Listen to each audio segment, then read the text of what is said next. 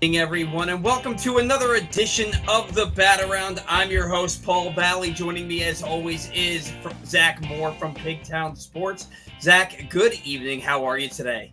Good, man. How's it going for you?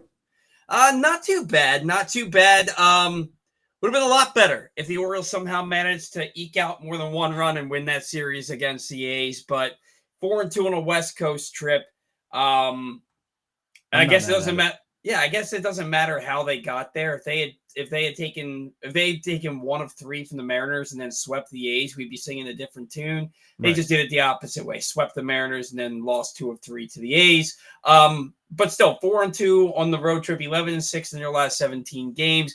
They had won six straight as they headed into Sacramento before Dean Kramer stuck up the joint on Friday, and then Sagano kind of stunk up the joint today, although there was some poor defense that kind of impacted the game there. And honestly, Charlie Morton stunk up the joint too, but the Orioles somehow managed to win that game. We're going to get into all of that and more here in just a moment. Today's show is brought to you by Classic 5 Golf. Do you want to improve your golf game or learn to play for the first time? The Baltimore Golf Academy has fun instructional programs for the beginning golfer to everyday players. The Baltimore Golf Academy can take your game to the next level. Enroll today at baltimoregolfacademy.com. Today's show also brought to you by our friends over at helpmygamblingproblem.org. If you or a loved one has a gambling problem, call 1-800-GAMBLER or visit helpmygamblingproblem.org for free confidential services.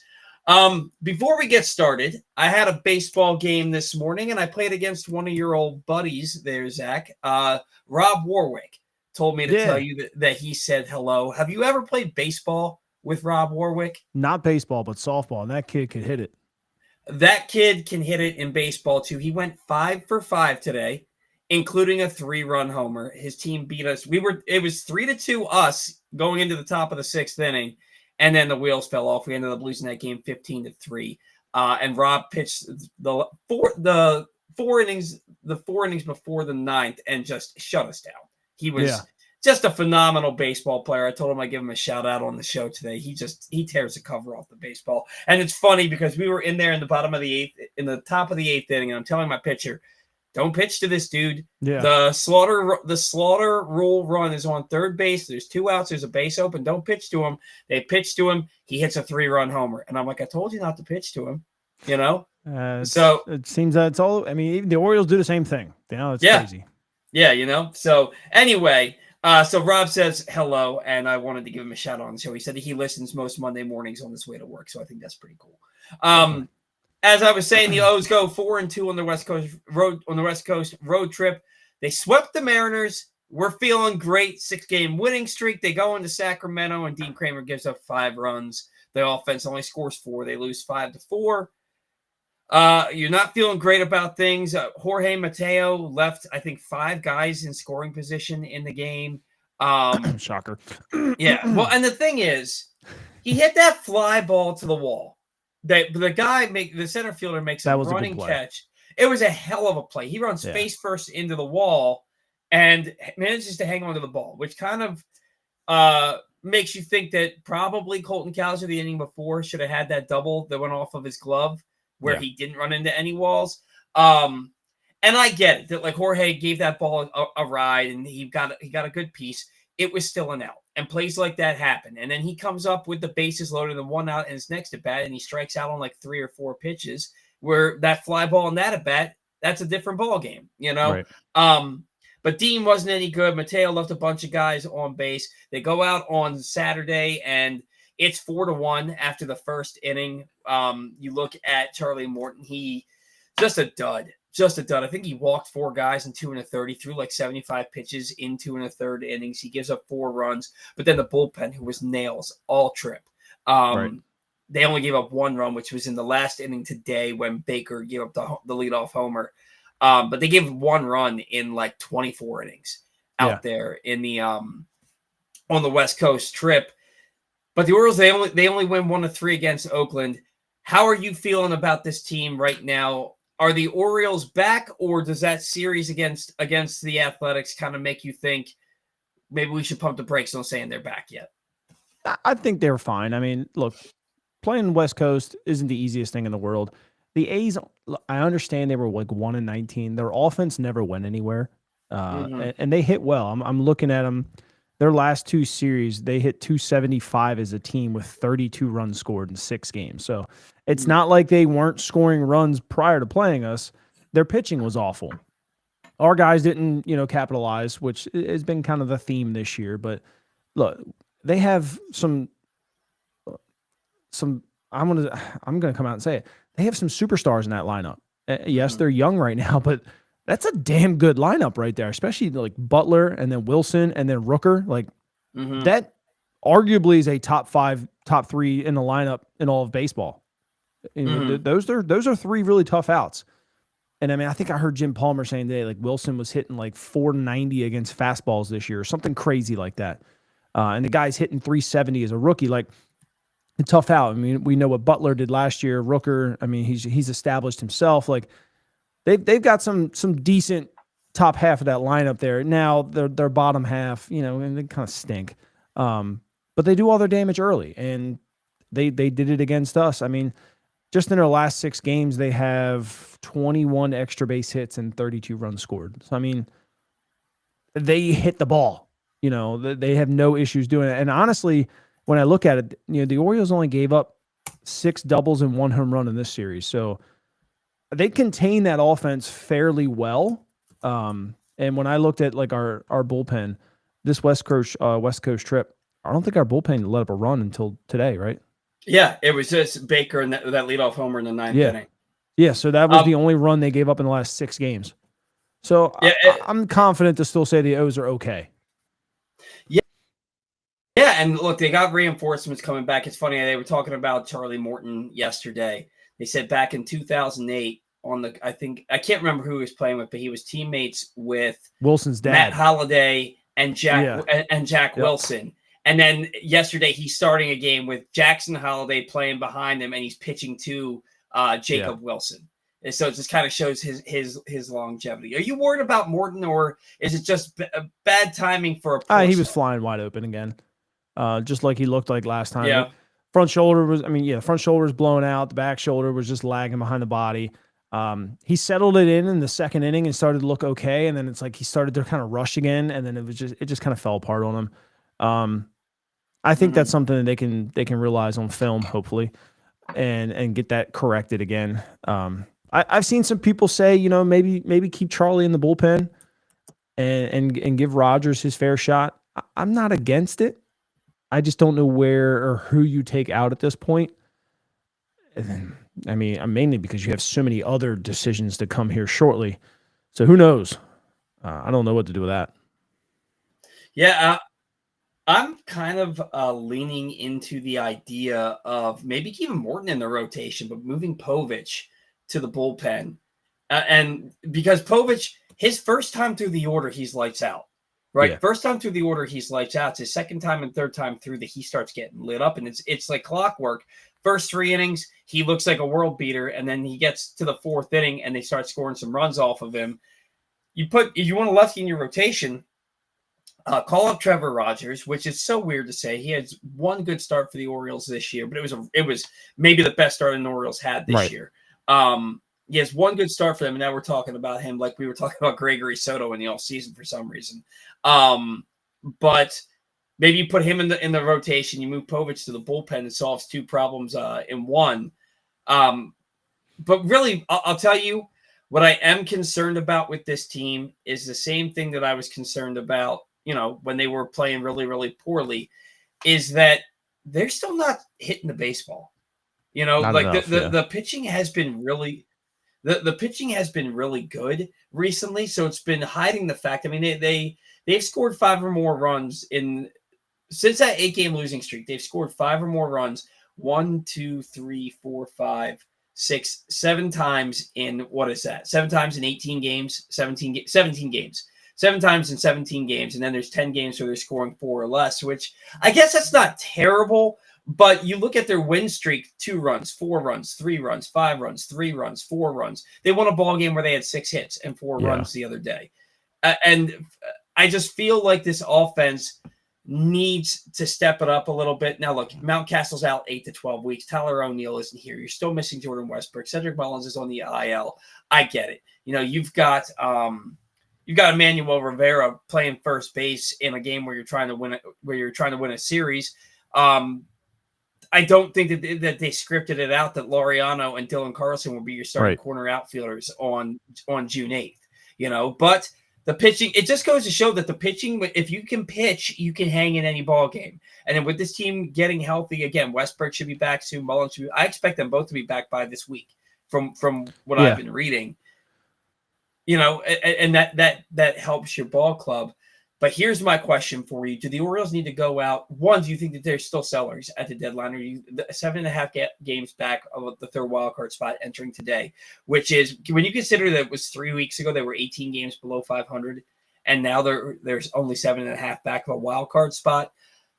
Are the Orioles sellers? Should they be buyers? And do they need to go get a bat? A legitimate bat, yeah. And I'm sitting here looking at it. So these last two series with runners in scoring position, you had 8 guys who were 0 for 15 combined.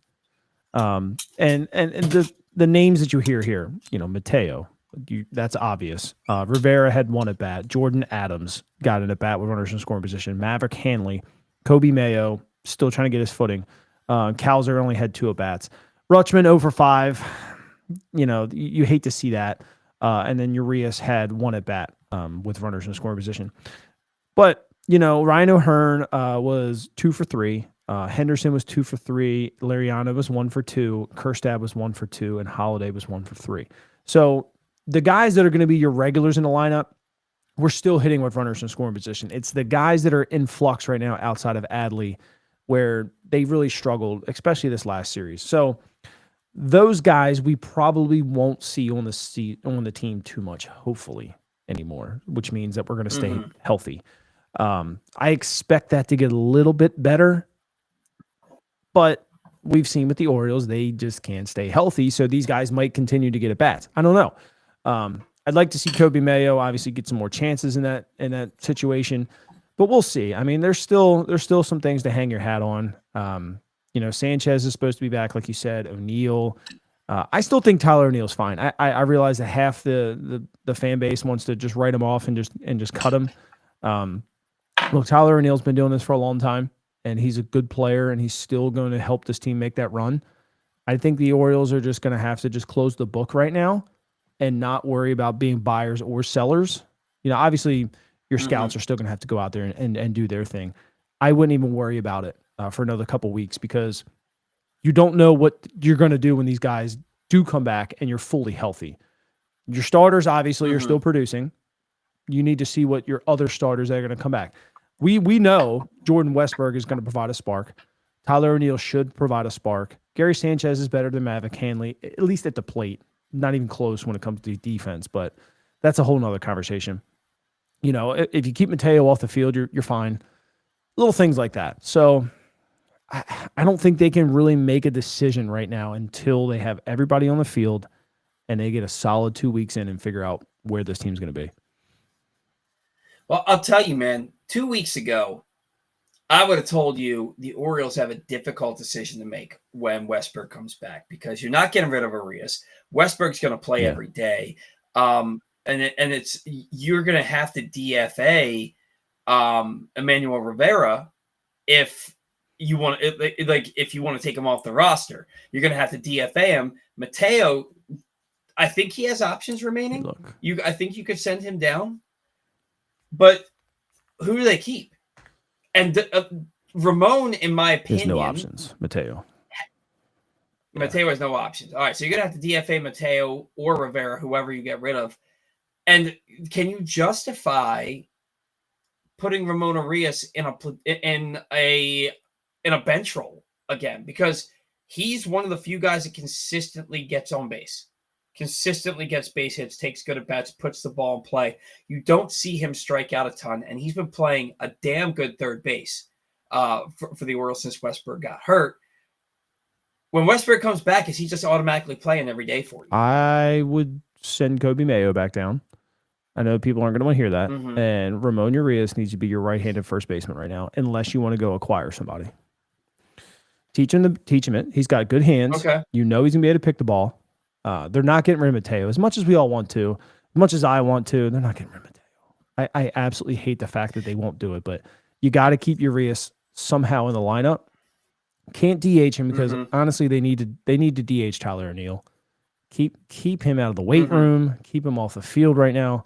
Let him get healthy. Let him get back in that routine. We saw early in the season what O'Neill can do in this lineup, and he demolished right-handed hitting or pitching. That's what Tyler O'Neill has done his whole career. When he stays healthy, you got to keep that guy healthy. You mean left-handed pitching? What's that? You mean he demolished No. left-handed He was pitching? terrible against lefties to start the season. He was crushing righties, and then he got hurt. And he's a guy. If you keep healthy, he's going to get some big hits for you, and this team needs it. Yeah, he's gonna start driving the baseball. It's gonna happen. He's done it his entire career. The problem is he's only had 2 seasons where he's played more than 100 games, and the other seasons haven't looked great because he hasn't been on the field. And this season's looking a lot more like those than the 2 seasons where he played over 100 games. But if you can get him back and you can somehow manage to keep him healthy, he's gonna get some big. He's hits, like JD big Martinez in my opinion. So, JD was like that. He's a good hitter, right? He was just that. There was a couple of years he was in flux where he just couldn't stay healthy because they kept putting him out in left field. He wasn't the great. He was a decent outfielder, but he wasn't the greatest. When he finally moved to DH, it was just like, okay, I stayed healthy, and then all of a sudden he started tearing cover off the ball, and everyone wanted him for like that 5 to 6 year stretch. Tyler, to me, kind of reminds me almost the same. Just put him at DH, let him hit every day, keep him out of the weight room. Literally stand next to him and don't let him deadlift 1,000 pounds, and keep him healthy and let him hit. You're gonna see a good hitter. Yeah, I don't disagree with you in that regard at all. Now, here's another thing: Heston Kjerstad. He's gone, I think. Awful. Yeah. Awful. The outfield defense has been atrocious, and I will tell you, and this is not tongue in cheek. That pinch hit at bat that he had on Friday night was bad. Was maybe the worst at bat I've ever seen. That looked like me trying to hit against a lefty. And that wasn't even a lefty. No. That looked like me trying to hit. You at least played pro ball. That looked like me trying to go up there and face big league pitching. That's what that looked like. It was the worst at bat I think it's got to be the worst at bat. Let me ask you a question this year. Do you think an eye exam would help him? Like when you really watch him closely, do you think that maybe he's not 1,000% 2020? Because the swing looks mechanically, the swing is okay, right? So it's not mechanically. Got a good arm. He can run a little bit, but the routes are bad. Like he gets a bad jump. Like he doesn't. It's almost like everything. It's depth perception. He doesn't see it off the bat well, and then he just doesn't pick up. Or he's thinking slider and it ends up being a fastball and he's just late, blows right by him. He can't, just figure out the difference between spin and the ball off the bat. Do you think there's any bit of maybe he needs to get contacts or something? There's his no jumps way are for me to terrible. The jumps are terrible. I feel like every game we see Jacob Calvin-Meyer post that there's a ball that Heston Kjerstad didn't catch that had a 90 or 95% catch rate, right? Like it happens every game. That leg kick is not doing him any favors either at the plate. And right now he just looks lost to me. He looks lost in every facet of his game. And you started feeling like in that Seattle series, he got that big triple. He hit well actually during the series. Game. Yeah, and then he comes up to the plate, and it's like, I think he was. It's Mason Miller. I get it. Mason Miller's pumping 103 mile an hour fastballs, but you look, and I also know that he got 3 straight sliders from Miller, right? And Miller knows this dude can hit the ball country mile, and he's gonna be sitting dead red on the heater. Let me not give him one. But you look at Jackson Holliday, who's 21 years old. And he had a very competitive at bat. He ended up striking out at 103 up and in, right? It was just a damn good pitch. But I look at the quality of at bat that Holliday had, where he got 103 miles an hour, 4 straight pitches, and how terrible the at bat was by Kjerstad. And I'm like, how is a 21-year-old kid better than a 26-year-old dude who played college baseball? How is that happening? And that it's not like we're talking about Jackson Holliday, #1 pick in the draft, and Heston Kjerstad, 4th-round pick. We're talking about Second Heston overall. Kjerstad, #2 Yeah. pick in the draft. What's crazy is that Like, was his only strikeout on the entire road trip. But it was that bad that we all remember it. It was the worst at bat I think I've ever seen. It was so bad. I said I joked that he should be sent back down to AA after that at bat. I don't know, man. I couldn't speak to his eye exam. I'm not qualified to do that. I feel like if he needed an eye exam, they would probably know that. This coaching staff. Dude, you're not wrong. Oh my God, you're not wrong. And then how about them not going out to check on him after he slides into the wall and bashes his knee off the wall? And like you see the grimace, the wince, the scream. You see him limping, and they still, after what happened with Adley, and they still don't go out and check on. What the are we doing? I don't know. I forget who said it. And somebody said something about Gunnar running back to like through left field with different trainers. And they said we rotate trainers out in between the game. Did you read that? I read that it was just because of the way that the ballpark is set up that they happen to be going out at the same time, and that's the only exit. And so like they had to go out at the same time. And so it looked like because Gunnar was fine. But you rotate trainers? But what the hell are we doing? Why do we need 7 coaches for every coaching position? I guess because the first 6 aren't any good. That? I don't know. Jesus. Listen, you got 7 trainers and you can't keep anyone healthy. Oh my God. Oh my God. Like anyone. Man. And now we're here like Braxton Bragg has forearm tightness. Like the kid was mowing people down. Forearm tightness. I didn't hear that. Yeah. I didn't hear that until he missed a start today because of it. There's that. The rich get richer here in Baltimore. Let me tell you. I don't know, man. This team is something else because they're playing some good baseball right now, despite the loss today and losing 2 or 3 to Sacramento, Oakland, Vegas Athletics.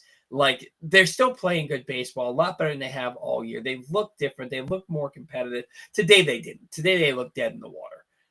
But the previous 5 games out there, they looked like they could hang with anybody. This Detroit series is gonna go a long way to it's gonna show us who this team is. And I don't think they missed Eric Skubal, so that's gonna be count that as an L. They got no shot in that game. I'm just gonna go out. Probably not, but you know what? That's what you're gonna see in the playoffs. So put together a competitive game against it. Make it a 3-2 game or something like that. I'll be happy. I'll be complete. A loss sucks, but you go out there and you put in a competitive game against Tariq Skubal and you don't allow him to have like 11 to 15 strikeouts. I'm happy with that because you're only going to get better. I just don't see how that happens. I think I wasn't even thinking about the strikeout aspect of it, but is there any way they don't strike out 15 times in that game? I saw something that in that dude's like last 6 starts, he's got like 95 strikeouts to 3 walks, something like that. Like the numbers are eye popping. He's like, I knew he was good going into last year. I didn't know he was. It's same with Crochet. Like their elbows are just ticking time bombs, and then their career's over. Both of them. They both already had 2 Tommy Johns, or Crochet's only had 1, but Tariq's had 2. Not 2 Tommy Johns, but he's had 2 elbow issues, so to say. Different areas, but I mean, eventually, I think it's going to just fall apart in there. One. Well, he better get paid. He better get paid soon. Reap the benefits of just how untouchable he's been. Where does baseball go right now? Honestly, like because you're handing out these big contracts, like you have to pay for pitching, but every time you do, you literally at this point you have to build in missing 2 years from this guy. Like, where do you go as an entire league from here? Like, because now even if you draft a guy, like, you literally have to build into your plans them missing 2 years. Mm-hmm. Oh yeah. I mean, Corbin Burns, the picture of health. He has to have Tommy John surgery. This came out yesterday. He's going to miss the rest of the season with Tommy John and a good bit of next year. Probably 2/3, 3/4 of next season. because of Tommy John surgery. And we were talking last year about how this guy just posts up start after start after start. The only pitcher that I can think of that hasn't that pitched and earned every penny of his contract is Max Scherzer. And now, like, you can't get mad at Max Scherzer for being 41, And 42 didn't he years miss old one, and 2 getting years? injured. No. He signed that 7-year contract with the Nationals, and I don't think he missed a start. Maybe 1 or 2. But you go look at Max Scherzer. That dude was putting up 32, 33 starts for like 9 years in a row. Yeah. I mean, Verlander too for a long he time. Posted up. I think he missed a year though, didn't he? Yeah. Verlander missed. See, Verlander missed. I think it was 2021, and then he came out and won the. He missed it with Tommy John surgery, and then in 2022 he came out and won the Cy Young. Right.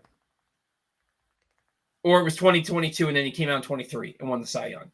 But like, there's some. But he had, and again, that's a guy who had to have Tommy John surgery in his late 30s. Like Grayson, should Grayson just while he's out right now just get Tommy John surgery too and get it out of the way? You know. I'm being facetious. But because it would, but like legitimately, is there any doubt in your mind that Grayson Rodriguez is going to need Tommy? There's too hard. Yeah. There's literally no one can outrun it.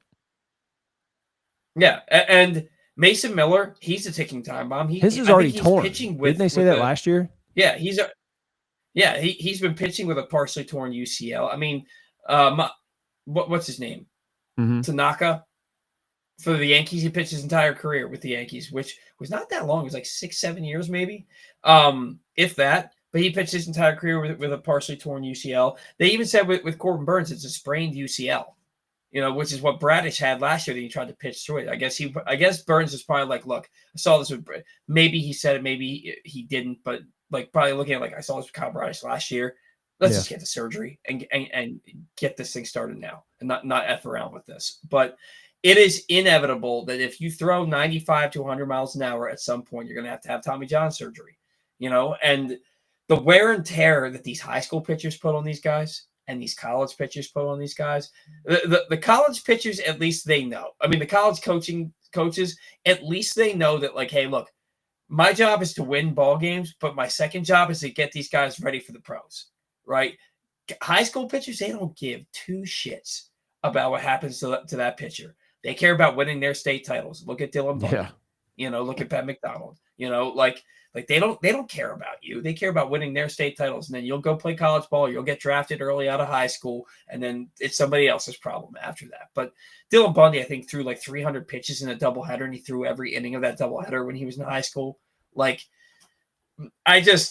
it is 100% inevitable that at some point, just about every pitcher is going to need Tommy John surgery, and sometimes 2. I mean, you look at Ohtani. Ohtani's had 2. Do you think Ohtani should ever pitch again? I don't see why he needs to with the roster they have, but they can't keep anybody healthy either. Well, which is funny that you bring him up there. We'll get to this in 1 second, but the Japanese guys, they throw nonstop. They don't stop, and it's like a full-on bullpen session every single day. They don't take breaks, and they go out there, and they don't have pitch limits, and they don't get hurt until they come here.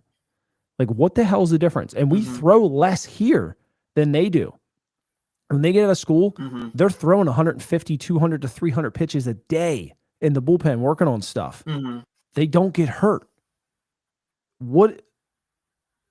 I've often said it. Are guys lifting too hard for baseball? Because I remember a conversation Nick Markakis had years ago, and they were like, well, why don't you try to bulk up? And he's like, because that's just not baseball. I need to keep my body healthy. Do you think guys are literally lifting too hard and doing everything too hard in the weight room to the point where think about a rubber band. I mean, when you coil it up too fast or too hard, eventually snaps. Like all these ligaments, football is the same way. And think about what they do. Their ACLs just snap. Like, is it a U.S. problem? Well, and another thing I'm thinking about is how much of it has to do with the American diet. A lot of that too, probably. Like, you think about the diets overseas. I mean, they banned red dye years ago. You look at the difference between a Fanta in Brazil and a Fanta here, And the Fanta in Brazil looks like Oh, look at orange Skittles. juice. Here, Have you ever looked at Skittles? it's as orange as this. Oh, not from a Oh, different dude, country. Skittles here apparently have DNA altering substances in them. Yeah. No. Yeah. I mean, and Marshawn Lynch was eating Skittles Right. during every game. You know, like how much of the American diet is impacting this? You know, like because I was listening when I play baseball, and I play baseball for 3 months out of the year.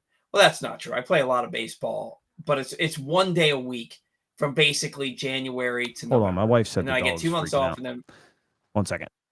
oh, all good. While he's taking off here for a second, today's show has been brought to you by Glenn Clark Radio. If you missed anything from Glenn Clark Radio this week, including conversations with Enrique Bradfield, Dylan Beavers, Jim Bowden, and much more, you can find them all now in the Glenn Clark Radio Week in Review feature at PressBoxOnline.com. And as always, watch or listen to GCR every Monday through Friday at 10 a.m. on PressBoxOnline.com/radio or right here on Facebook and YouTube. I really do though. I wonder how much of this has to do with the American diet because like I was saying, I play baseball 1 day a week, minimum from March to November. Sorry about that. I play baseball. All good. I play baseball 1 day a week minimum from about March to November. I haven't played in the winter league up in Redline in a couple years. It's an indoor league. And my shoulder is always hurting. It's always killing me. And then I heard Mike Bordick on the radio. I thought maybe it's just me. And then I heard Mike Bordick on the radio a few months ago talking about how your arm hurts all year. Like you start throwing in February, you start playing baseball games every single day the third week of February, and you don't stop till October. Your arm hurts the entire year. I think I went through 3 years of high school where I took 8 Advil every day. 8. I'm pretty sure my liver's shot. Man, I was gonna say, I hope your liver's okay. Yeah, man. I didn't even pitch ever. I think, and my arm still hurt. Yeah. I think that it's partially the American diet, partially the fact that we put so much emphasis on. Okay, so it's weird for me to say it because it's a contradictory statement, right? Because we're the most obese country in the world, but we also have the people that are into fitness here are like psychotic about it.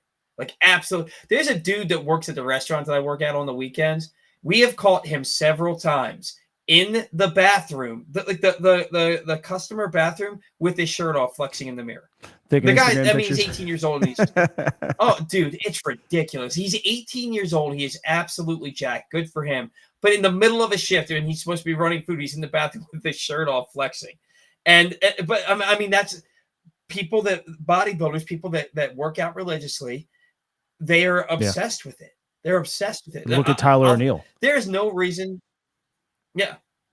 I mean, I'll go in there and I'll try to. At one point I was trying to bench press 300. I got up to like 290, and I was like, "Why am I doing this? My shoulders hurt." I was trying to get up to 400 pounds on the squat, and I was like, "Why am I doing this? My knees hurt." You know what I mean? Like, why do I need this? What am I training for? Why do I need to squat 400 pounds? Why do I need to bench 300 pounds? You know, like what?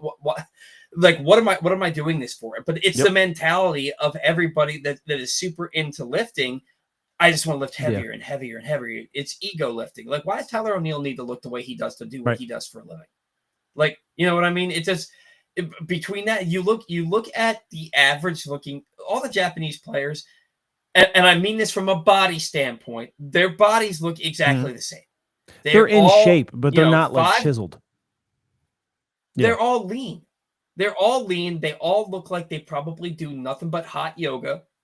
And like they could go run a marathon. They're all lean, in good shape, and it's anything else that they do. I mean, you look at the perfectionist that the Asian culture is, right? Anything that they do it to perfection. So is there any wonder that they're out there? I am fully convinced that they figured out stuff that we are years away from figuring out. You know, the fact that they throw every day, I would never have guessed that, but there's probably something to it because they're also, I mean, Shohei Ohtani, Roki Sasaki, what was his name? Roki Sasaki. Those, they throw 95 to 100 miles an hour, but most of them, Sagano, he touches 94, but he sits 91 to Mhm. 93. They're not throwing hard. They're not throwing max effort. He Yeah. could, if he wanted to, he could, but they don't throw. They're about Yep. pitchability, hitting their spots, and getting deep And into ball they'll games. spin the ball in They there, know but they're how to not protect their chasing arms. spin rate on it. Like, I mean, you can watch Shigano's Mhm. curveball and stuff and the slider. It moves. It moves a good bit. Mhm. But he doesn't care about, 2,200 RPMs and all that crap. Like, and it's still effective. No. Exactly.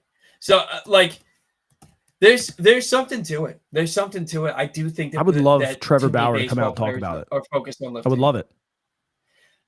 Somebody mentioned last night, are there still any Orioles fans out there that think it's that still aren't on board with giving Trevor Bauer a call? He's never going to pitch in the majors again. He's never going to. And it's like, the guy was like, well, that's what's wrong with it. He should. And they're never going to let him. And it's like, well, I don't think anybody cares about it anymore because we just know. No, like, we can want him to pitch all we want, and the owner's not gonna, or a GM isn't gonna sign this guy. Which I'm getting off track here, but I mean, I see the videos Trevor Bauer puts out, and like, he's a student of the game. You know what I mean? Yeah, I would just love to hear his what input, do you think like just their culture. Like, what is different here than there, and why do they stay healthy? I think if he would put out a video about that, I bet you that thing would get millions of views. Millions. He's pretty good about responding to people Yeah. that tag him. I've tagged him before about it, and he didn't just respond, but I might try again. Oh. I don't know. I mean, even Cole Irvin. I mean, Yeah. somebody could get a whole Cole Irvin and just see, like, hey, like, do you see, like, the younger generation there? Like, how do they go about their day? Because from what I've heard, I mean, I've never seen it obviously myself, but what I've heard is, like, they get out of school and they go play baseball for hours, and it's we don't do that here, but their arms just hold up. It's just weird. It's something I would love to really dive into and learn. What was his name? Miles McCullough, yeah, for the Cardinals. McCullough for the Cardinals. He was supposed to be really good here. He wasn't great here. He goes over to Japan, and he was phenomenal. Comes back and gets a big contract from the Cardinals. Now he's a steady middle of the rotation pitcher. I wonder what he has to say about it. What did he learn over there? Right. Mike Wright went over there and had success. What did they learn over there about keeping their arms healthy and pitchability? Like, what are they learning over there that they're not teaching over here? Now over here, it's about spin rate. How hard can you throw the baseball? How long can you go max effort before we got to pull you? It's the same as anything else in this country. Bigger, sexier, faster. That's what it's about. And the whole questions you asked to start this whole conversation is, what is baseball going to do? I have no idea. They need to go and study what they do over there. Hire people. I don't care what it takes. Find out and keep people healthy, because it's ruining the game. If you had a rotation of 5 Saganos, you'd win 95 games.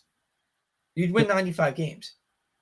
Like, that guy, like, if the Orioles were, if the record was flip-flop, they'd be talking about him as, for one, Rookie of the Year, and 2, as a Cy Young candidate. Like, I don't think that the Orioles have really lost a step from Corbin Burns with getting Sagano here, because Corbin Burns, he had a lower ERA when he was here, but it took him till June to get into the 7th inning. It feels like every 2 starts he's going into the 7th. Sagama's going into the 7th. So I don't think that they've missed a step, which just goes to show even more so just how bad the team has been. That they replaced Burns essentially with Sagano, and they're still this bad. Peyton makes a good point too. Fetty went over and came back and has pitched well. Where's Fetty? He's in St. Louis still. Okay, how's he doing this year? I think he's fine. I don't think he's like lighting up the world, but I think he's doing decent. He's 3-5 at a 3.54. I mean, I didn't want him at the deadline last year because I was like, there's no way he's going to be this good for that long. But if he's doing it again this year, I do want to get to some of these comments, because somebody made a comment about, and I've heard people talk about this before. Who was it? I think it was Jim Bowden that said that Gunnar Henderson's playing the wrong position. Birdland Sports Zone says, I will say it every day, Gunnar Henderson is a third baseman trying to play shortstop. How do you feel about that? I think Gunner's still a superstar, no matter where you put him. Doesn't matter. Yeah. I mean, the play today, does a defensive wizard make that play? Maybe. I wouldn't say that he's not a shortstop because we've watched him make literally too many web gem plays. And I think he plays the position just fine. I think his biggest problem, honestly, is just his mentality and his age. Where is he the smoothest glove in the game? No. Is he the smoothest arm in the game? Pretty close, but no. He wants to do everything at 600 miles an hour. He wants to.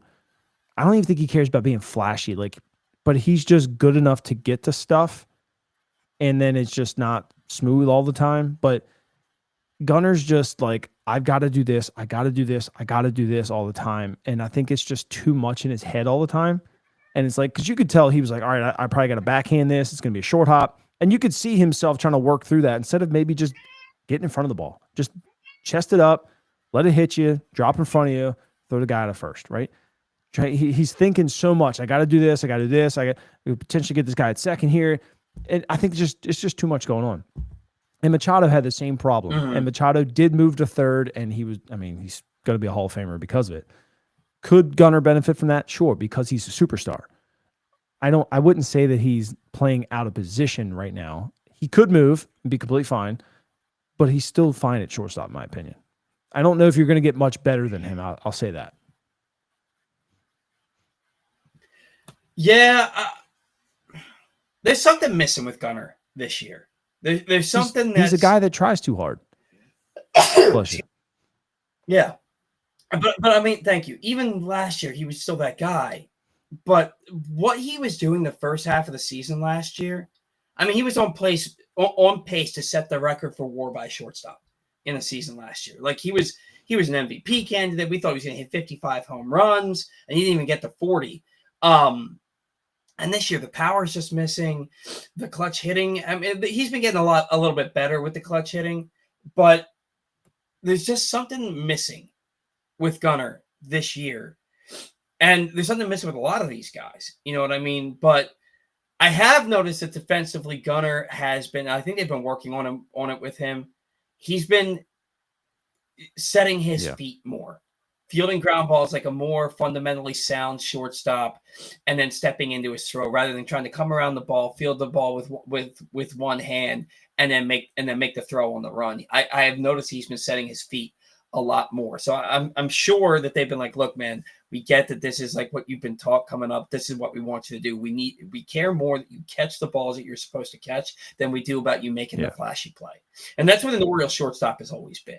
How much do you think Cal has an influence on that? Do you think that Cal gives any kind of tutelage during the season to any of these players? Much. I don't think he comes down much. No.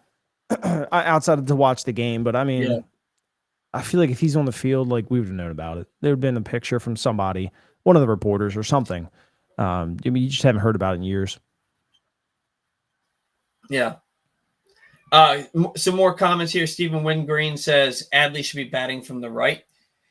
Adley had just a phenomenal series against the Mariners. I think he was like 7 for 15, hit a couple of home runs, had some big hits in that series, which he really led the team. He was 8 for 21. And then but what, in that series or on the West Coast trip? He hit 381. But when you think about the fact that 7 of those hits came in the first 3 games, he had 1 hit in that Oakland series. Does he just need to play? I mean, maybe the Orioles can trade him to Seattle. He can play half of his games in Seattle, and we can get Cal Raleigh. You know, I know that he got rid of the big leg kick, and he had started trying to do this toe tap thing that just wasn't working. So he went more into like a natural stride situation, and he started hitting the ball. Was it really just the fact that he was playing in Seattle that caused him to get 7 hits in that series, or did you see something different? Because he didn't look great in the Oakland series. I mean, not many people really did. I mean, Ryan O'Hearn had a really bad series too. It could have just been just a bad series. I mean, they happen. We'll be able to tell a little bit more when we get home. The stride looked good. The mechanics looked better, and he was obviously driving the ball. I don't see. I feel more comfortable now than we did last time we talked. Let's put it that way. I was on the train. Yes, let's go right-handed only, like because this looks terrible. Now Mabry's had about a week with these guys, and the guys that you would expect to get better have gotten better. I mean, through these 2 series alone, Adley hit 381, Lariano 375. Obviously, he was only back for one of those series. Gunnar hit 353, Kerstad hit 300, Kauser hit 294, Mayo hit 250. Everybody else is pretty terrible, but I mean, those are the guys that you would expect to hit, and they did a good job. Holiday struggled, hit 200, and O'Hearn hit 200, but those are guys that I feel like you probably trust more to figure it out anyway. But it's good to see some guys get going, especially Gunnar. We end up hitting what? How many? We hit what? 2, 4, 6. We hit 8 home runs in 6 games, so that's better. And what did we score? How many runs did we score? What 21 on the road trip? So 21 in 6 games, not the greatest, but you know what? Yeah, it's under 4 runs. But they got 4 wins out of it, so that goes back to the bullpen figuring it out. We haven't seen the Orioles play a complete game yet, or even a complete series. I don't think. Even the ones that they swept, I don't think we saw them play a complete series. So there's some left to be desired there. I think they're okay. The walks were way up. What was it? 7, 9, 15, 19, 20, 21 walks in 6 games. That is un-Oriole-like. Big time. They were saying, though, Ben McDonald was saying a week or two ago before we left for the College World Series, the Orioles have seen more pitches than any team in baseball. They see more pitches than any team in baseball. So it maybe it's not an Orioles like. Maybe it's just that when they are putting the bat on the ball, they aren't getting good results because, it's easy to feel good about things when you're winning ball games, but when you really look at it, like you said, I'm not surprised that they scored 21 runs in 6 games on that West Coast trip because they were winning ball games. What was it? 3-2, 4-1, stuff like that. Like they weren't running away with them. They won, I think, 4 one-run ball games, 3 one-run ball games out there. So it's the bats. But again, when Emmanuel Rivera is getting meaningful at bats for you, when Dylan Carlson's an everyday player for Mateo.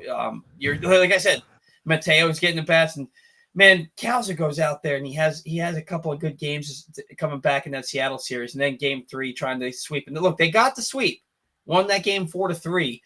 But the fact that Mateo was playing and starting in center field just absolutely blew my mind.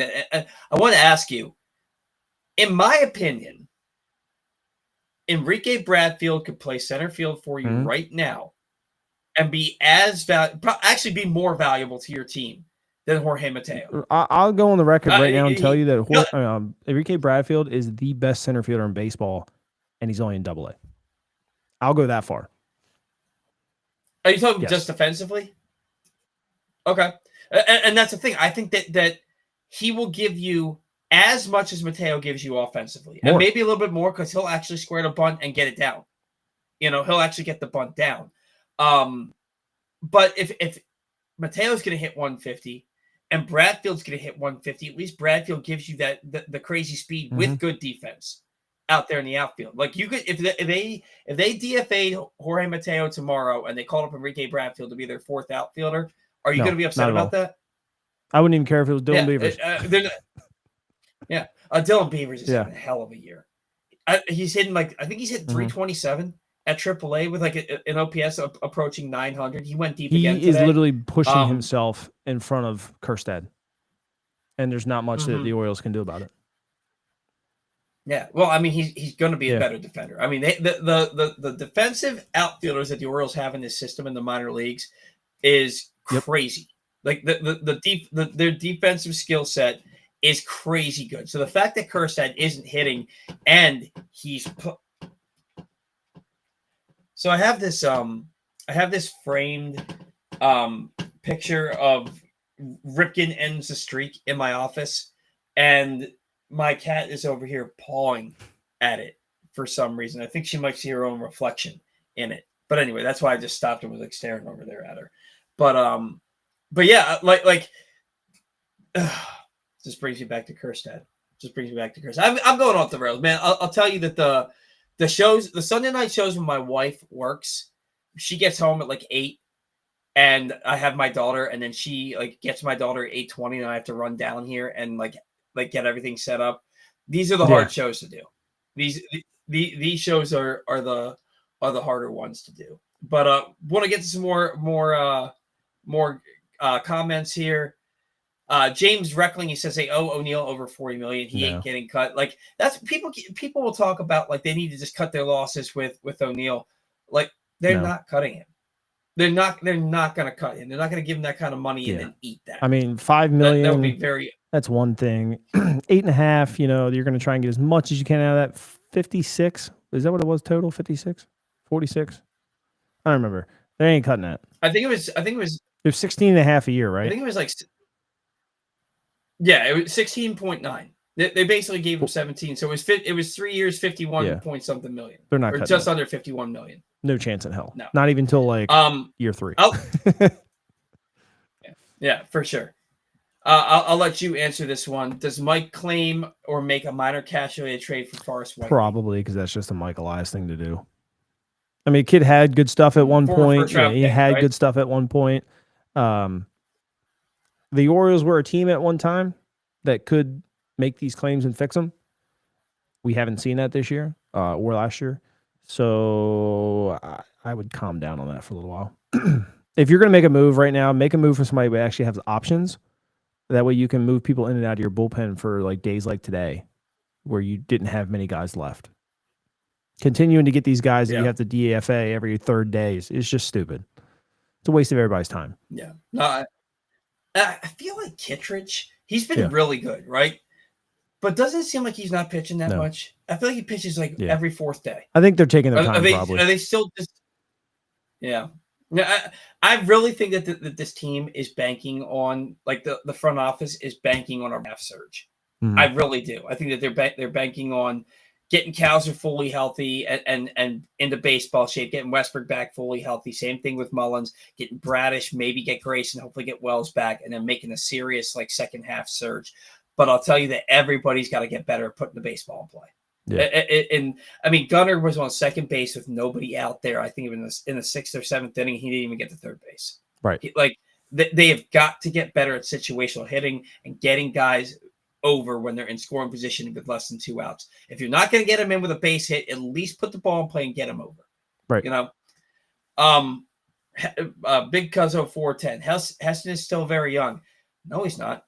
Yeah, he's starting to climb up there. I mean, he's gonna be 26 years old. Is he young? Yeah, he's 26, which is, I mean, yeah, that is young. But in baseball world, if you haven't really like cemented yourself, now guys obviously don't get their shot till 30 sometimes. And look at Brent Rooker. Brent Rooker was around this age when it started to click for him. Could it happen? A little bit older. A little bit older. Yeah. So could it click? Yeah, it definitely could. But it doesn't happen often. And once you get surpassed, and that was the thing with Rooker, was there was really nobody else better that could surpass him. You've got 6 guys that are like pounding on the door within, Bowie and Norfolk that are pushing their way past Heston Kjerstad. At that, once you get buried, you're buried, dude. Like it's over. Mm-hmm. Mm-hmm. And at this point, like I didn't think he was tradable anyway, because he hadn't proven anything at the big league level. We know how big the gap is from AAA to the majors. And you're talking about a 26-year-old outfielder. Most teams aren't looking to trade for a 26-year-old outfielder that doesn't have a wealth of experience, right? And now you look at how poor his season has been, how bad he's looked in the outfield, and you combine that with the fact that he's 26 years old with not a ton of experience. I don't know how you trade Heston Kjerstad for anything of significant value. He might be able to be part of a package. He ain't going to be the centerpiece anymore. He's going to be Kyle Stowers. He's going to be a throw-in. Yeah. We're going to trade you here to give you an opportunity to play every day because you're not going to get it here. Mm-hmm. Mm-hmm. And they were the same age. Yeah. Same amount of bats, basically. Stowers has kind of slowed down, though, hasn't he? No, it's been terrible. Yeah, I feel like he's definitely... When I last looked, I think he was like less than 140. So when I looked, I think towards the end of last week, he's hitting 282. That's what he was hitting when I looked last week. So let's see his last few games. His last 15 games, he's hitting 212 with 3 RBIs and no home runs. Yeah, he hasn't homered in quite a while, and 2 for 4 the other day, but he hasn't played in 5 days, something like that. He may have played today. What's today, the 8th? No, I can't imagine. He got in at bat, so he's got a pinch hit at bat the last 2 games. So maybe he's dealing with something. I don't know, but he was hitting, and then he went through a stretch where he was like 0 for 15, and then he got 1 hit. And then he went 0 for 8, 0 for 12 again, and then got 3 hits, and now he's 0 for 2. So he's been scuffling pretty bad. But that's what Kjerstad's turning into right now. A guy who doesn't have a ton of footage on him, doesn't have a ton of at-bats, 26 years old. What am I going to do with him? Doesn't have any room here. He's going to be a throw-in. And he could have the same fate where somebody else figures him out, gets him better, and he hits for a little bit. The thing with Stowers is actually a good defensive guy. I love Stowers playing defense. You know, he plays all 3 positions very well. Heston doesn't. So I can see like the Pirates, you know, if we swing a deal with Mitch Keller, I think Heston kind of gets just thrown in, which is crazy to say, isn't it? 2nd overall pick is a throw in. Yeah. But that's where we're getting at. I mean, it was kind of, when he got drafted, we were also expecting it to be Austin Martin, who has not had a good start to his big league career either by any stretch. But excuse me, thank you. But when Heston Kjerstad got drafted, we all went, "Who?" I had no idea who that. But he was a hitter. Kjerstad was, and then he comes out, and they convinced me on him because of the prodigious power that he had, and then myocarditis happens and he doesn't play for a year and a half, and then he tears up the Arizona Fall League, and then he enters spring training the next year and he immediately tears his hamstring leaking out a triple, and then he comes in, he starts to get his first taste of big league experience and success, takes 97 off the dome, you know, and now it's, what's the excuse now? You know, what's the excuse now? Because you're healthy, you're getting everyday opportunities, and you know that at bat, then I may never forget that at bat. I'm looking back at the 2020 draft, and wasn't a very good one, but you could have had Max Mayer, very good for the Marlins. Emerson Hancock, he's going to figure it out for Seattle. Zach Veen, that really good outfielder, he was a high schooler that went 9th overall. The old Zach that used to host the show with me, Zach Goodman, he loved Zach Veen. Yeah, Garrett Crochet went 11th. Patrick Bailey went 13th. That would have been nice. Mick Abel from the Phillies. Nicky York, Pete Crow Armstrong, Jordan Walker. Some of these guys actually didn't even sign, which is crazy. Pete Crow Armstrong. Yeah, he was 19th overall. Soderstrom, the athletics catcher there, he was a high school kid. Austin Wells, Bobby Miller would have been a great guy to have. Jordan Westberg obviously went 30th. But just, I mean, there's a lot of guys. It's crazy to look at some of these guys that didn't sign. Holy crap. There was a lot of guys that didn't sign in this round. And even in the 2nd round, goodness. Jared Jones, here you go, 44th overall. That'd have been a fun guy. Evan Carter, 50th overall. Mason Wynn, God, that guy's good. But, you know, that draft wasn't great, but if they would have just took a pitcher, like Max Mayer was right there. Emerson Hancock. They're never going to do it. Are they going to draft a pitcher in the first 4 rounds again? I see it on Instagram all the time. All these guys that do all these mock drafts, because we have, 6 picks in the first 100 picks or something like that. And I think it's like 3, I believe it's 3 or 4 in the top 50. And all the mock drafts have us taking all position players. And I comment on every one of them. I'm like, you're just trying to get Orioles fans wound up at this point, aren't you? Having no pitchers in any of these 5 picks. And they're like, oh, I didn't even realize that. Like, they actually comment back and they all say, I didn't even realize that. Like, and I'm like, dude, this fan base will lose its mind if you don't take at least one arm in the first 5 picks. It's going to happen. They're not going to take an arm. They don't. They're going to take all college bats. They're going to take all college bats arms, and then because they're closer. Oh my gosh, man! Yeah, no, they are a college arm a first round college arm should be able to get to the big leagues in 2 or 3 years. They should be able to get to the big leagues in 2 or 3 years and have, in my opinion, have success. But today's show brought to you by Game Day Men's Health. Are you feeling sluggish, unfocused, or not like yourself? It could be low testosterone. At Game Day Men's Health, they specialize in testosterone replacement therapy to help men boost energy, improve mood, and regain confidence. Our treatments include testosterone cypionate, are safe, natural, and tailored to fit your lifestyle with weekly injections or pellet therapy. Call Game Day Men's Health in Owings Mills at 443-264-4454 or visit GameDayMen'sHealth.com. And try not to play baseball if you're going to do that, because I know you want to lift heavy. So you were talking about how you think that Mayo could be gone once these guys start getting back. Once you start getting Westberg back and Mullins and O'Neill. Mountcastle's out 8 to 12 weeks. You don't think this is Kobe Mayo's opportunity? I think it is, but it just comes down to the numbers. And like we were talking about, Ramon Urias has earned himself playing time, and first base is just a place to put him where he can play a lot. And I don't know. It just depends. Look, this is easier if you just get rid of Jorge Mateo, but we just know this team's just not going to do it. They'll send Kobe Mayo down for Jorge Mateo. Like, that's where we are, which sucks. Like, speed is not that important to me when you can't hit the ball. and if it's that important, call up somebody who at least can give you good defense, like Enrique Bradfield. And again, I'm not saying that because I like all these people that talk about they want Samuel Basayo up and they give Dylan Beavers a shot. Like, they're going to struggle. They're going to get to the big league level, and they're going to start out similarly to how Kalser and Holiday and Kerstad started out, and Mayo. Like, they're going to start out slow because it's such a huge transition from that level to this level. But speed doesn't slump. And defense doesn't – outfield defense like Enrique Bradfield has doesn't slump, and he can actually put a bunt down. You bat him ninth, and if he gets 2 hits a week, you can live with that because of the defense that he gives you, and he can get guys over. Yeah. You know, so I would much rather see him playing than Jorge Mateo at this point. Colton Kalser, that home run last night.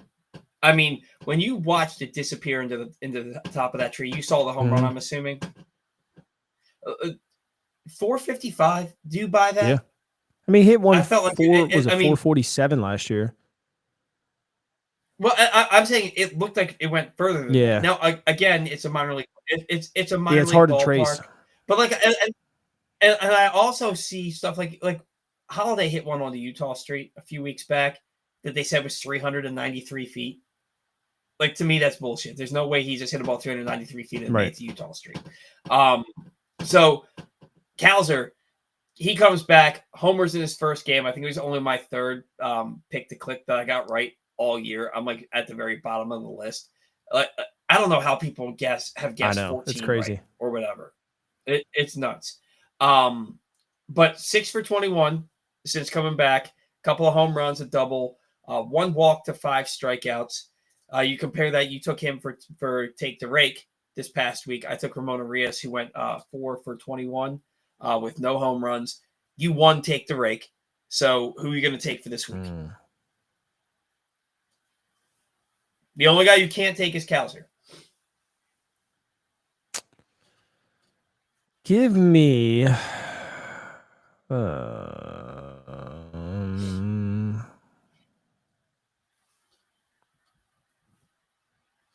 give me Adley Rutschman. I'm going to give him a vote of confidence here. Or it could be cursing him, so we'll find out. I'm taking Jordan Westbrook. Fair too. I thought about Lariano. Yeah, I really did. He's been hitting it, but dude, he came in today 275 with 7 home runs. I did not see that coming from him. I posted earlier, since the trade deadline last year, in his last 94 games, he's hitting 293. 293, 16 home runs, 40 RBIs, and 283 at-bats. Somebody said 40 RBIs isn't that much, but honestly, I mean, when you go back and look at last year's team, I think if you would multiply that by a little bit, we'll say he went like 65 RBIs. That would have been like what, top 3 in the Orioles? How many RBIs does Gunnar Henderson have over his last 94 games? 65 RBIs would have been not 5th. 40. So I'll take that. 40 RBIs so would have been. You look at Gunnar 8th. Gunnar Gunnar over his this last year, what? So Gunnar this year, how many games has Gunnar played this year? He's played 57 games. He's got 17 RBI. 17 RBI in 56 games this year, right? So then you look back at Gunnar in 2024. So 57 games, you got another 37. Would you say So it was Gunner's last 100? 37 games last year. You said 94 games for Laureano. He's hitting 294 or something like that, or 299. Yeah, I just went July 1st. Okay, so go back to July 1st. For Gunner's hitting since July 1st. That's too many games. We'll say from game. It's 133, 1. So it's not too many more. So let's see. Well, no, we'll go back to Gunnar Henderson's stats. We'll say last 95 games. 257, 12 home runs, 32 RBIs. So Laureano has more RBIs. Better average, more hits, more home runs, but more RBIs. And more extra base hits, I believe. Let me double check that. You know what Gunnar needs? Gunnar needs a legitimate bat hitting directly behind him and a legitimate bat hitting directly in front of him. He needs somebody that's going to tear the cover off the baseball. Gunnar Henderson would be the leading vote getter at shortstop if he played for the New York Yankees, because he'd be hitting third for that team, and he'd be sandwiched in between Paul Goldschmidt and Aaron Judge. Yep. Gunnar would be, his numbers would be eye-popping right now. It would be like the first half of last year for him. But nobody's scared. Even Ryan O'Hearn. Like, Ryan O'Hearn's a good player. Ryan O'Hearn is a good player, and he's having a really good season. And I think that the Orioles, if they're not going to trade him, they should extend him, right? Yeah. People aren't scared to pitch to Ryan O'Hearn. No, they're not. You know, like, he's a good hitter. And it's nothing against Ryan O'Hearn. Ryan O'Hearn is a good hitter. He's a good situational hitter. He doesn't swing and miss a ton. He doesn't strike out a ton. But he's got 9 home runs right now. Cedric Mullins has more home runs than Ryan O'Hearn. Okay, like, people aren't scared to pitch to him. You put somebody behind Gunnar that instills fear into the opposing pitcher, and watch what happens to Gunnar's numbers. Which leads me to, should the Orioles make a run at Marcell Ozuna? Of course. His contract expires at the end of this year. The Braves are in the midst of, I think, their second 7-game losing streak of the season. They're not going to get back into that NL East race. They're not going to get into the playoff picture. What would it take for the Orioles to go get Marcell Ozuna? Atlanta likes pitching. Yeah. Well, I mean, everybody likes pitching. We don't have any pitching and stays healthy, so. Yeah. I don't know. I really don't know. I honestly, I bet you could trade Trevor Rogers for Marcell Ozuna. I was thinking Judd Fabian. I think he'd be in the trade. Yeah. Yeah. I don't think he'd be a centerpiece. You don't want to give up too much unless you plan on signing Ozuna. Right. But to me, it's like when you're right. Yeah, I wouldn't go with Trevor Rogers then. For me, like, when I think about bringing a guy like him over, I look back at the 97 Orioles. Yeah. When they traded for Geronimo Barroa. Do you remember Geronimo Barroa? Big power hitter for the Athletics. He came to the Orioles. He had over 300 with like 8 home runs in August and September for him. And was on that playoff roster. I think about Marcell Ozuna the same way I would think of Geronimo Barroa, where he's going to come over, he's going to hit in the heart of your order, and he's going to drive the ball out of the ballpark, and he gives you that threat to bat behind Gunnar Henderson. And now all of a sudden your offense is that much better because that dude just demolishes baseballs. Right. He's just. I will say, though, it goes against the grain of how I usually feel about guys who have a history of domestic violence. I do not like guys that have a history of domestic violence. But apparently, from what I read about him, it was an alcohol problem that he had that led into the domestic violence. He's gotten sober. He's reconciled things, and he's done everything that he needs to do to keep She himself stayed out with of him, that didn't kind of she? trouble. Yeah, yeah. Yeah. And so I I looked played at with that. Marzell, and look, alcohol can do a lot of different things to you, and he was one of the most genuinely nice people that I ever played with. Mm-hmm. And when I read it, it sucked because I knew the guy personally, and I knew that wasn't him. But I mean, alcohol does things to people, so it's good that he got his life on track. It's good that she stayed with him. I have a bunch of kids together, so look, I'm with you. I'm usually against that kind of stuff too. I don't know. I don't know much to say about it, to be honest with you. Yeah, I'd take him as a baseball player. Mm-hmm. And but that's the thing. I have heard about how nice of a guy he is and how it was an alcohol related thing. And I know from my own personal experience what alcohol can do. Like I've never hit a woman. I never have. I Right. never will. You know what I mean? But it doesn't mean I haven't been a complete asshole because of Mhm. alcohol. You know. So like I know that it can change who a person is when you're under that kind of an Right. influence. You know, and Yep. so and that's why like I wouldn't mind the Orioles making a push to sign to trade for a guy like that. And you look around and like I've been looking since the beginning of the season, like who could the Orioles trade for that could help them get back into this race? It would be a legitimate veteran bat that instills fear in the opposition. And this is the first time I looked at a team and was like, oh my God, Marcell Ozuna fits that to a T. Fits it to a T. The Braves are like if they could still re-sign him in the offseason if they want to. You're not gonna have to give up a lot to get him. Orioles also need another starting pitcher. They also need another bullpen arm, in my opinion. Do you think that the Cardinals would be willing to part ways with Sonny Gray? And if so, what does it take to get him? I don't think Cardinals are parting way with anybody. I think they're sellers. I mean, buyers. They're going to be calling people trying to find more bats. Look, they're making a run. They're doing it quietly. Nobody's really paying attention to them. They just took, what, 2 or 3 out of the Dodgers? Yeah, but I mean, I don't really count winning games against the Dodgers right now because everybody's hurt. I mean, the Dodgers are hurt all year, though. But they're still going to make the postseason. Well, yeah. I mean, because they're still going to have that lineup of nothing but all-stars. But I don't know, man. Aren't the Cubs kind of running away with that division? I don't know. I mean, either way, all they got to do is just get in.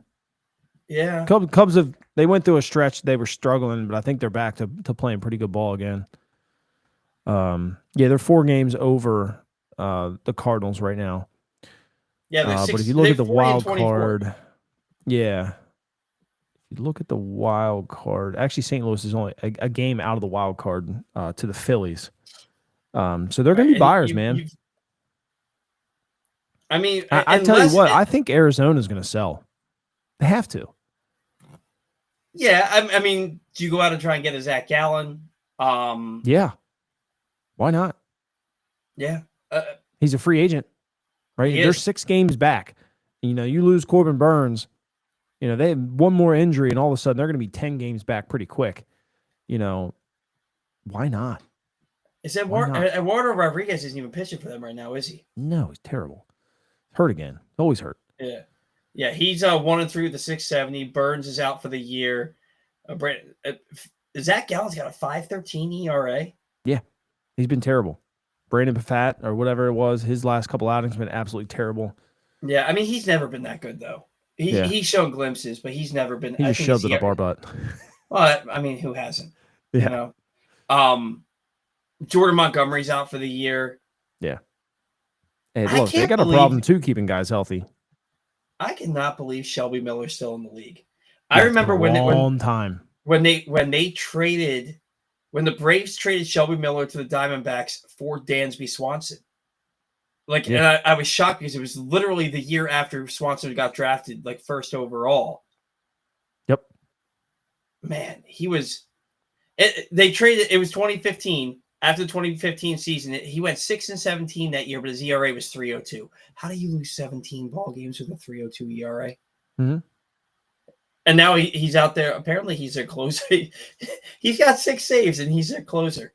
Yeah. That's crazy to me, man. I didn't realize that the Braves have lost 7 straight. Yeah, for the second time this year. Phillies have lost 5 straight. They're 1-9 in the last 10. Well, the Phillies are beat up. Yeah. I don't think Castellanos is playing. I know Harper just hit the IL. My stepdad is a huge Phillies fan, so I know a little bit about the Phillies. Just not a ton. Like, I'm not going to be like, oh, I know everything about there is to know about the team. But my stepdad's a big Phillies fan. He talks about them all the time. So, all right. Today's show brought to you by County Sports Zone. Find every score from every high school sporting event all year long at countysports.zone. Proudly sponsored by your local Toyota dealer and buyatoyota.com. Going up against Detroit coming up here, the first 3 games. And I think, do the Angels come to town right after Detroit? I believe so. What do you... is the only way to have a successful series against Detroit to win 2 or 3? Mm-hmm. What are your expectations again for Detroit? Put yourself on the map and go win 2 out of 3. Find a way. What's the just find a way? Let's see. It's not going to be easy, but look, if you want to do the things that you and I think that are capable of doing, you have to just find a way. Yeah, they've got Gibson, Long, Casey Mize, and then I think it's Tarek Skubal. Yeah, Skubal, and the Orioles are TBD for the entire series at this point. Yeah, man. Which we'll probably find out soon, I think. I would imagine so. Yeah. Look, it's gonna be tough. Detroit had their number last year when the Orioles were actually a somewhat decent ball club. They're better than they've played this year. The Orioles are, and they're kind of showing more, in my opinion, of the team that they are. They're not going to blow your doors off like they were 2 seasons ago. But they're not the team that lost 8. That was 18 games under 500 at one point. Yeah, I think they're more like the team that's 11-6 in the last 17. I expect a good series. What I'm looking for, because I don't think Detroit really hits a ton, do they? I think they hit enough. Yeah, but they rely a lot on pitching. Yeah, like keep these games close. If you're going to win a ball game, it's probably going to be 5-4. If you're going to lose a ball game, just don't lose 7-1. Right. If you're going to lose a ball game, be competitive. Yep. But you got to win series, and you're coming home, and 4-2 on that road trip is great considering how they were playing 2 weeks ago. Yeah. But man, you can't lose 2 out of 3 to the A's. Like, you can't lose 2 out of 3 to the A's. They very realistically could have gone 6-0 on that road trip. Yeah, they could have. But you know what?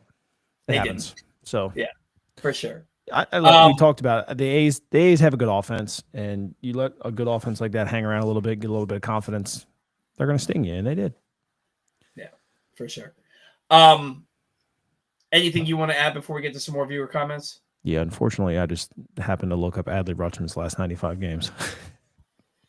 214, 8 home runs, 27 RBIs in 95 games. Let's just talk about the last 6.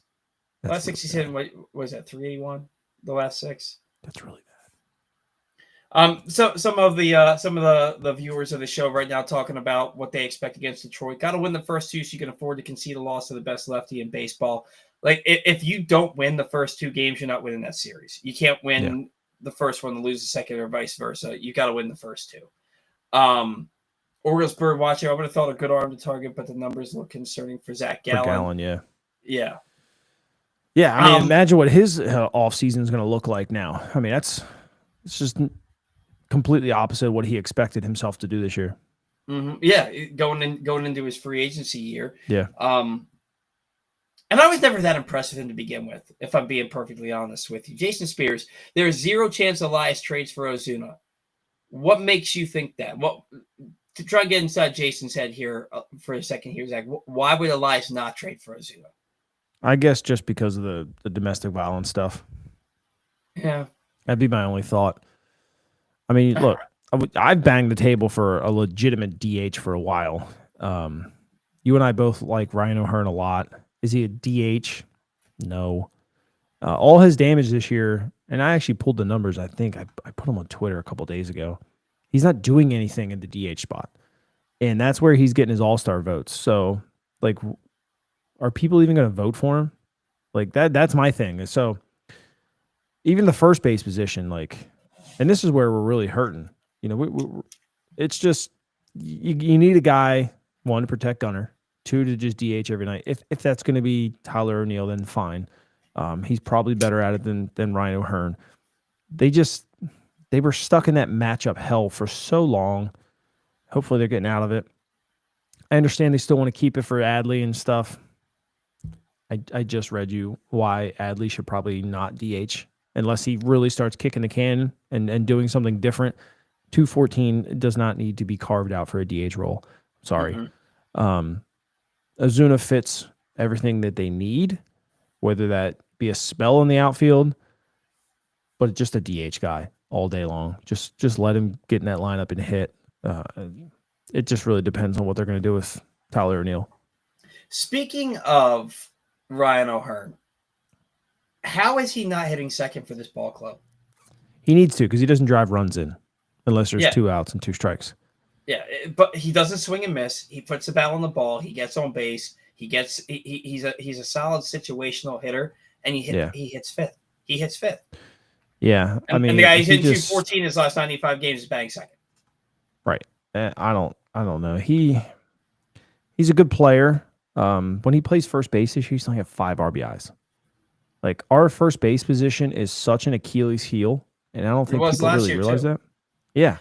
He and Mountcastle, the second half of last season, I think combined for 7 home runs. Yeah. Like, 2 players combined for 7 home runs. First base is a position where just about every team, that's who their power hitter is their first baseman. And the Orioles, they have 11 home runs between 2 players out of first base. And Ryan's got one of them. Yeah. Oh, Ryan O'Hearn as a first baseman? As a first baseman, he's played 17 games. He's 17 for 53, 1 home run, 6 RBIs, hitting .321, which is fine. But that's still not good enough. Mm-hmm. It's like James as a DH, he's hitting .265 with 5 home runs. So even the DH position is still a problem, in my opinion. So his best numbers come when he's playing the outfield. That's interesting. Yes. That's interesting. And we talked about it with Santander. Like, he's the same way. DHing is very hard. It's very, very hard to just go in and just DH, just hit only, and stay up in the game and perform. It's not easy at all. And I think Ryan O'Hearn is just another guy that kind of goes through that same motion. Let me see. Is the DH, the Orioles as overall are hitting .223 from the DH position, which is 22nd in baseball. And then you said .223? Yeah, as a DH. So everyone who's tried to DH this year. And then from a first base position, they are hitting .260, obviously because Mountcastle's near 300, with just 3 home runs on the season. They're the lowest in baseball. And they are the 27th most RBIs with 21. Now, for context, the Mets have 57 RBIs from their first base position. Pete Alonso. Yeah. He's got, 18 home runs? The Athletics have 50. Yeah. I probably didn't need to know that. That hurts. Yeah. That hurts my feelings. I am missing Tony Taters. The two, dude. He's off to the worst start of his career. He's hurt. He's off to the worst start of his career. He's gonna stay hurt up there. Honestly, he can't play on turf. His body broke down here on grass. There's no chance he ever survives on turf. Let's see what we got here. His last 95 games, 192, 16 home runs, 42 RBIs. He's just as bad as Gunnar Henderson. Mm-hmm. And that's the thing that people do. I do think that they're missing his presence from a clubhouse perspective. I think that he was just so likable and he was a leader on the ball club. Sure. But what people don't understand about Tony Taters is that it was home run or nothing. Yep. It was home run. The guy hit .230. He had a .307 on base percentage last year. And with a runner on third base and less than 2 outs, he went over last season. He went over, which means that he's like, I think he had a couple of sacrifice flies, but like when you need a big hit with a guy, he wasn't driving them in. I think he had one hit with runners in scoring position and less than 2 outs that wasn't a home run last year. Yeah. You could see the writing on the wall that the power numbers were going up and the batting average was going down, and eventually the batting, because he's on the wrong side of 30 now, eventually those power numbers are going to start matching that batting average as well. Yeah. Do I think he'll come back and maybe hit 240 the rest of the year and finish the season with 25 home runs? Yeah, but I don't think he'll ever hit 40 again. I think he might hit 30 a couple of times, but he's never going to hit 260. He's done that, I think, once in his life. He is what we saw here. 230, 240 hitter, strikes out a fair amount, and when he gets hot, he can carry your team for a few weeks. But that's the Orioles need it. But hindsight's 2020. You look at what the Orioles have gotten. Again, Dylan Carlson and Ramon Laureano are your starting corner outfielders right now.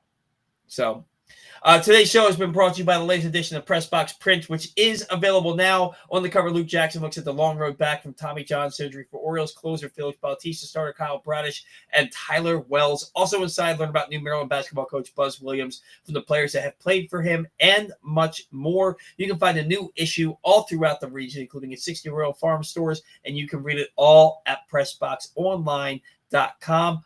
Also, I want to point out that on Tuesday, June 10th, so just a couple of days from now, the Orioles are hosting lacrosse night, and fans can receive a limited edition Orioles branded lacrosse penny when they purchase a special ticket package at Orioles.com/theme nights. Limited supplies remain. The night will also feature appearances from PLL players like Colin Heacock, Matt Rambo, Matt Dunn, Sidney Black, and Grace Griffin. So if you are into lacrosse and you also randomly like baseball, head on out to the Orioles lacrosse night on Tuesday, June 10th. I will tell you that the most players that I've seen from other sports that I've heard say that they think baseball is the easiest sport and they think that hitting is easy are lacrosse players. Yeah. And I'm just like, let me take you out and throw you a 65-mile-an-hour fastball and watch how pathetic you look. Right. It's just a 65-mile-an-hour fastball. It's funny how, I guess because you play during the same season, lacrosse players and baseball players do not get along. Yeah. I used to weird. pee in their lockers in high school. That's Mount St. Joe for you. Oh, man. Share the same locker room, and I would just turn around and just whiz on in there. I've never really cared. I never really cared about lacrosse players. But it was bad at that school. We had a practice a few years ago, and we were playing at John Carroll, and we were practicing, and on the field below, no, we had a game. We had a game at John Carroll on their JV field, and on the lacrosse field behind us, there was a lacrosse game going on, and the guys on my team were talking so much shit about those lacrosse players, and they were like, lacrosse players are just the guys that couldn't play baseball, and I was just like, I did not realize the actual hatred that exists between baseball and lacrosse players. Yeah. I never had a problem with lacrosse players. I felt like I would have been good at lacrosse, but I never wanted to play because baseball is way more fun. You got anything else tonight? I'm beat, man. Yeah. I am beat. I just want to touch on Peyton's last comment here about Kobe Mayo looking better. To my surprise, Kobe Mayo is tied for the 4th most RBIs on the team this year out of the DH position. What is that, 3? 1. 1. O'Hearn has 12. Rutschman has 4. Westberg has 2. And Kobe Mayo has 1. And then Heston Kjerstad has 1. And that's our DH position this year. Do you think the Orioles are relying too heavily on young guys? Yes. Yeah? Yes. Well, I think the proof is in the pudding. They've needed a veteran presence in the middle of their order since 2022, and they just don't have that guy. They just don't have him. Yeah. I was so convinced Mayo would get his first home run in that minor league park. The atmosphere was as close to AAA as you could get. Come on, Kobe. You would think they all would have hit well. Yeah. They were all just in AAA a year and a half ago. Right. Kobe started putting better swings on the ball in that Seattle series. I noticed his hitch is a little less. Just a little. if you're noticing it, I think their coaches are noticing it too, and John Mabry has probably noticed Yes. it. I look at the swings that Mayo took in Game 1 against Seattle. He ripped a base hit into left field to drive in a run, or into center field to drive in a run. He barreled a ball up and flew out to deep center, and he barreled another ball up, but he got under it and popped it up. Mm-hmm. And I said to myself, the swing path looks better. He's finding the barrel. He doesn't look overmatched. He's not swinging at pitches outside the zone nearly as frequently. Mayo's He's still getting the bullshit calls outside the zone, just like Holiday got last year. It's annoying the hell out of me at this point. The umpire today was absolutely atrocious. Yeah, he was god awful. And look, that might be a different game if Sagano gets the strike 2 call on that pitch that was well inside the strike zone. Mm-hmm. That got called a ball there in the first or second inning. I think it might be a different ball game. The Orioles, and we've talked about on the show, they're the most hosed team by umpires in all of baseball. Yeah. They get the sour end of the stick a lot. So look, big series coming up against Detroit starting on Tuesday. The Orioles need to go and win 2 out of 3, and then welcome the Angels to town and hopefully take 2 out of 3 there. You just got to keep winning series. Winning series. Get healthy. You're getting some guys back. You got Laureano back. You got Kowser back. You're going to be getting O'Neill, Mullins, Westbrook back here in the next week or so. They need to get some pitching back. Get Bradish. Have you heard anything about Bradish recently? The last I heard was a month ago. They're very weird about their pitching. I remember late last year, they asked Felix to stop posting on Instagram. Remember he was throwing and posting and stuff? They're weird about that.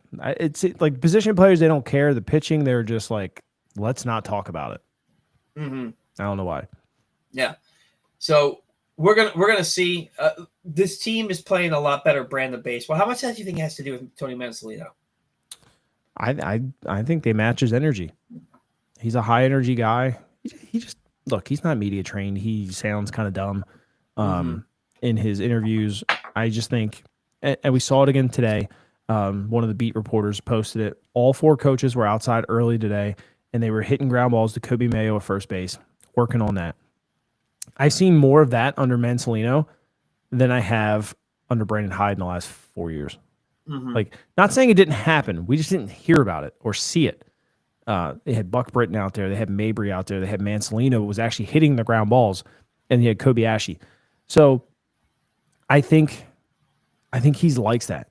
Like, he was always the get out there and do that kind of early work stuff anyway, as the infield coach. But as the head coach to continue to still do that, I think your players feed off of that. And they feed off your energy.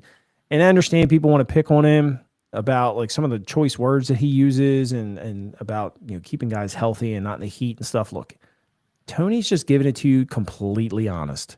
And why you never heard it before is because people are media trained and they don't want honesty out in the public. You're getting honesty. And the dude's just being about as real with you as he can get. And people are kind of cracking on him about it. But I feel like the players are they're gelling under that. Yeah. One of the things that I noticed is that he gives his starters who have earned it a lot longer leash. Sagano in that start against Seattle cruised through 5 innings. He comes out in the 6th. He gives up back-to-back base hits to start the 6th inning. When Brandon Hyde was managing this ball club, as soon as Sagano gave up that first hit, he would have gotten the bullpen up. As soon as he gave up the second hit, he would have sent French out for a mound visit. They would have let him pitch to Rodriguez, and then it would have been Aiken facing Cal Raleigh. Yeah. And instead, he let Sagano get through that inning. Like Sagano then got to the 7th. He was at 90 pitches and wanted to come back out for the 8th. You know, and to me, it's showing your team that you're just going to let your guys play and you're going to trust your guys to get through things and trust your guys to put the ball in play when they need to. I think that it speaks volumes to your team and says, oh, this guy, he's going to let us play our game. You know, and I think that does a lot more for a roster than constantly matching up and being like, oh, there's lefty on the mound. So, O'Hearn, you got to sit down. Holiday, you got to sit down, you know. Yep. Anything else you want to add before we get out of here? No. All right. Big series against Detroit. Then you got the Angels. We'll be talking after that Angel series next Sunday night here on the Battleground. Hopefully talking about a 4-2, maybe 5-1 week. Hopefully it's not a 2-4 week. You know, another 4-2 week, and the team's in real good shape. Real good Yeah. shape, I think. Yeah, win a couple of series, and if you can't win the series against Detroit, then go sweep the Angels. Yeah. Just keep winning more than you're losing, and let Yep. the cards fall where they may. A couple of weeks ago, this team was 18 games under 500. Coming in today, they're 7.5 out of a wild card spot. Look, go 4-2. Doesn't matter how you get there. Doesn't matter if you 1-2 against Detroit and 3-0 against the Angels. Just find a way to go 4-2. Exactly. All right, that's going to do it for us here on the Bat Around. Thank you to all of our sponsors. Without you, we don't have a show. Thank you to all of our loyal listeners, viewers, and just fans of the show. Without you, we would 100% do not have a show. Zach, thanks to you as always. Until next week, see ya. See you guys.